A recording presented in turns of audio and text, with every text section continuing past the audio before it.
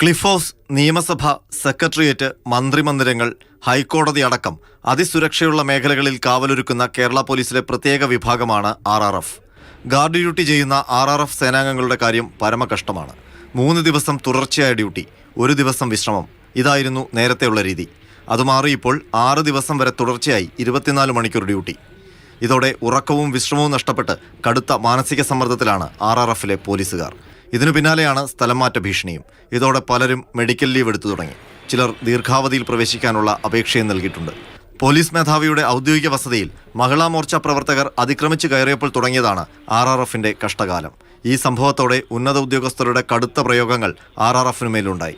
സേനാംഗങ്ങളുടെ എണ്ണക്കുറവ് കൂടിയായപ്പോൾ സമ്മർദ്ദം താങ്ങാവുന്നതിലും അപ്പുറം. അതേസമയം 2023 നിലവിൽ വന്ന റാങ്ക് ലിസ്റ്റിൽ നിന്ന് പോലീസ് കോൺസ്റ്റബിൾ നിയമനം കാര്യമായി നടന്നിട്ടില്ല.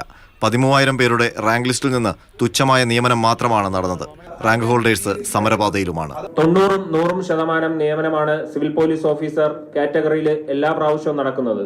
എന്നാൽ ഇപ്രാവശ്യം മാത്രം വിപരീതമായിട്ട്, എല്ലാ പ്രാവശ്യത്തിനും ഉള്ളതിനേക്കാളും വിപരീതമായിട്ട് ഒരു 21% നിയമനം വന്നിങ്ങനെ നിൽക്കുകയാണ്.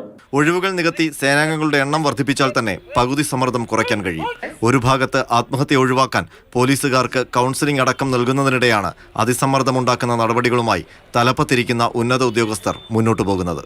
മാതൃഭൂമി ന്യൂസ്, തിരുവനന്തപുരം.